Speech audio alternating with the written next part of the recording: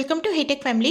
இன்றைக்கி என்ன பார்க்க போகிறோன்னாக்கா, கார்த்திகை தீபம் நாங்கள் எப்படி செலிப்ரேஷன் பண்ணோம், அரோமா தெரப்பியோட நெக்ஸ்ட்டு வந்துட்டு அழகும் சேர்த்து எப்படி நாங்கள் செலிப்ரேஷன் பண்ணோன்றதை நாங்கள் காட்ட போகிறோம். இது வந்துட்டு ஃபஸ்ட்டு ரீஜியன் சம்மந்தப்பட்ட விஷயம் கிடையாது. நான் சொல்கிறேன் அது என்னன்றது. நான் ஃபஸ்ட்டு வந்துட்டு உருளியை ரெடி பண்ணிக்கிட்டேன். உருளியில் நான் வந்து தண்ணியை ஊற்றி பன்னீரை ஊற்றிக்கிட்டேன் சேர்த்து. இதை நான் ஷார்ட்ஸ்லேயும் கொடுத்துருக்கேன் இதனுடைய டீட்டெயில்ஸு. நான் அந்த ஷார்ட்ஸோடைய லிங்க்கை கொடுக்குறேன், கண்டிப்பாக அந்த டீட்டெயில்ஸை போய் பாருங்கள். நெக்ஸ்ட்டு வந்துட்டு டிஃப்யூசரில் கொஞ்சமாக வந்துட்டு பச்சை கற்பூரத்தை நான் போட்டுக்கிட்டேன். இந்த டிஃப்யூசரோடைய ஷார்ட்ஸையும் நான் கொடுத்துருக்குறேன். ஆனால் இதில் நான் என்ன யூஸ் பண்ண போகிறேன்றது பார்த்தீங்கன்னா ரொம்ப சூப்பராக இருக்கும் இந்த அரோமா.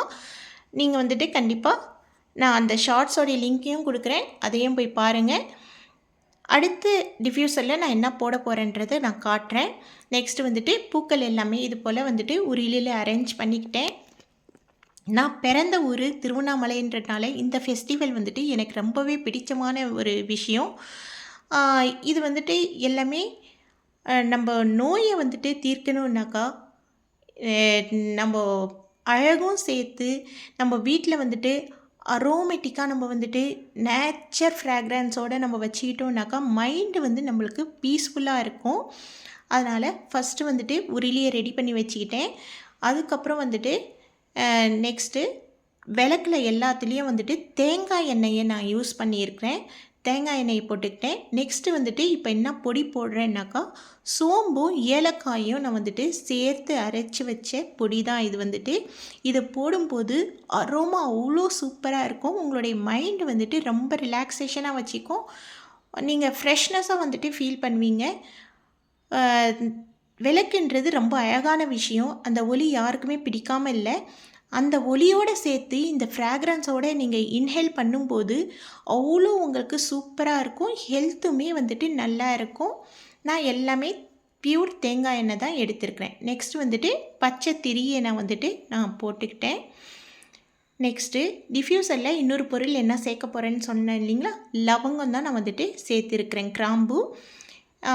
நான் ஷார்ட்ஸில் வேறு விதமாக சொல்லியிருக்கேன், அதையும் கண்டிப்பாக பாருங்கள். நெக்ஸ்ட்டு வந்துட்டு எல்லா விளக்கையும் நான் அரேஞ்ச் பண்ணி வச்சுக்கிட்டேன். நெக்ஸ்ட்டு இதை நம்ம ஏற்ற போகிறோம். விளக்கு ஃபஸ்ட்டே நீங்கள் வந்துட்டு நல்லா ஊற போட்டு அதை காய வச்சு எடுத்து வச்சுக்கோங்க. அப்போ தான் வந்துட்டு எண்ணெய் உங்களுக்கு இழுக்காது. நான் வெளியில் உருளியை வச்சு அங்கே தான் டெக்கரேஷன் பண்ண பார்த்தேன். பயங்கர காற்றுங்க இங்கே காற்று அடிச்சுட்டே இருக்கவே விளக்கு கூட இங்கே ஏற்ற முடியல. சரின்ட்டு உள்ளே ஏற்றி எடுத்துகிட்டு நான் எரிய வச்சு பார்த்தேன். அப்பயும் வெளியில் ஏற்ற முடியல. அதனால் திரும்பவும் நாங்கள் எடுத்துகிட்டு ஹால்லேயே வச்சிட்டேன். உருளியை சென்டரில் வச்சு நான் இது போல் விளக்கு கிரிட்டு டைப்பில் நான் யூஸ் பண்ணியிருக்கேன். சூப்பராக இருக்கும். இது பார்க்கும்போது அழகு. நெக்ஸ்ட்டு டீ கேண்டில்ஸ் இதுலேயும் டிஃப்யூசரில் அரேஞ்ச் பண்ணிக்கிட்டேன். இதில் இன்னொரு பொருள் என்ன போட போகிறேன்னா, இதில் பன்னீரை நான் கலந்துருக்கிறேன்.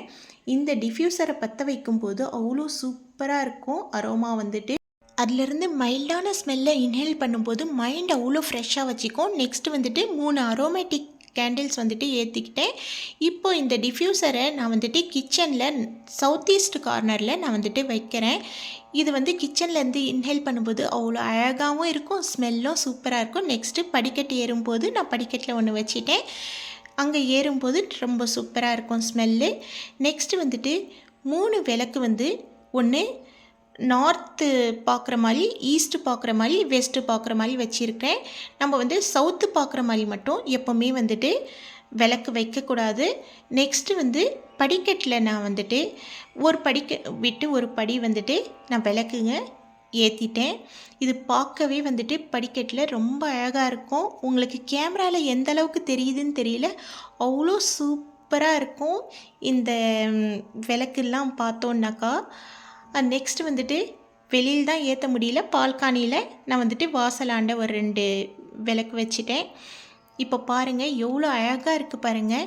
உங்களுக்கு நான் லைட்லேயும் காட்டியிருக்கிறேன், லைட்டை ஆஃப் பண்ணியும் நான் காட்டுறேன்.